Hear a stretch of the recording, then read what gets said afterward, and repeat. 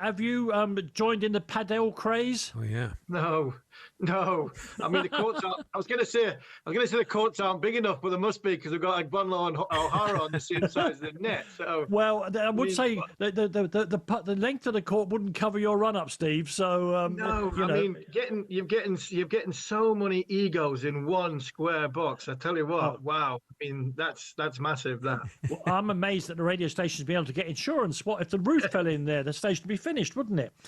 Steve, you're one of the privileged few who know what it's like to arrive in Australia 10 or 11 days ahead of an Ashes series. Give us some indication of what the England players in their secret hearts will be feeling: excitement, trepidation, because this is such a huge sporting event, particularly the tour in Australia.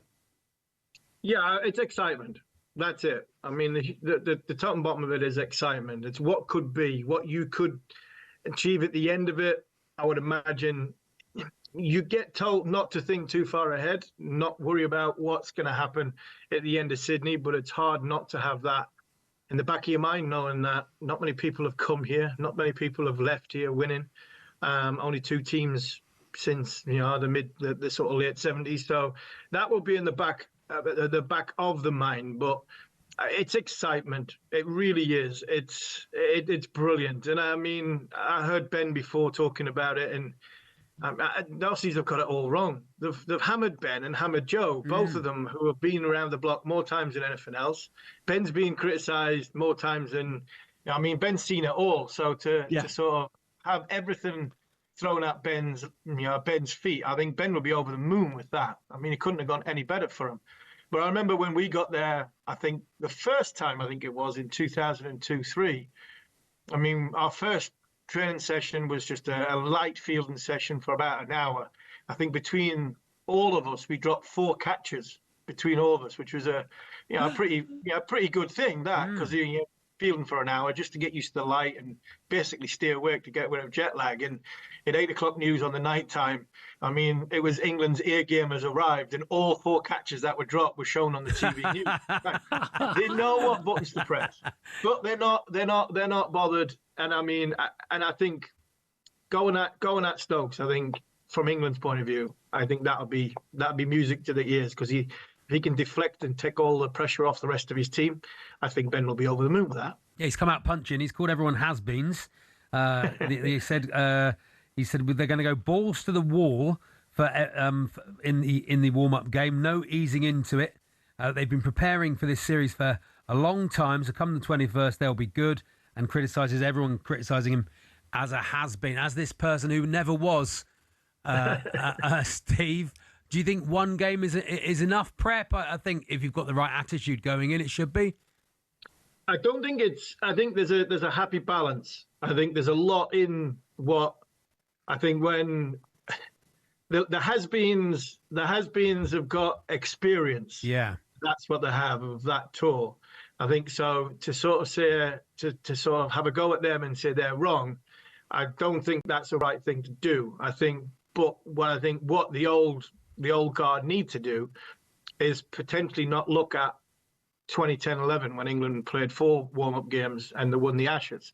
Cricket has changed. I fell into the trap criticising before the India tour a couple of times ago, and because of my relationship with Ben, he spoke to me about it and identified areas that they were sort of targeting to get themselves in a position to play in that series. So I understood a little bit better than probably some of them has-beens do understand, just sitting there in the ivory towers criticising. I would like them to have played another game, I must admit.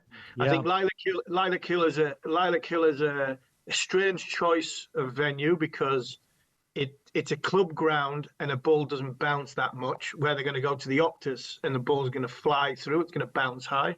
And even if they'd played what they've got now, which is a Lions game, played 15 aside, got themselves in a position to have a hit out in the middle, bowlers get some miles in their legs, and then I would have then played the Lions again, but in a 3-day match, first class status, 11 versus 11, and just finely tuned getting in. So the batters would have had 4 innings, and the bowlers wouldn't have had too much time in their legs, but enough time to be ready for the game. But as Ben said, and he's 100% right, you couldn't have played against a Shield side because they're all playing against each other right now. So you end up playing against the Farmers or a second team 11, which is totally counterproductive because it's a waste of time. Or you take your own team out there and you play them, and as well as a lot of the England players have been playing in New Zealand. So England are ready. England are ready. Ben Stokes is as fit as I've seen him just by looking at him on TV. England are ready. I've seen Mark Wood in the nets. I've seen Jofra Archer from New Zealand. These are key components. England are ready. And I think when it comes to the 21st, I don't think there'll be any excuses if they don't have a very good first day of a test match. Well, Steve, I hope you're right about that. I'm really looking forward to it. I can't wait, in fact. And Christmas Day, when you pack various members of your family off with their whatever they're drinking to different rooms, and you get the big telly on, you're already slightly alight yourself, and you switch on for the midnight start to the test in Melbourne.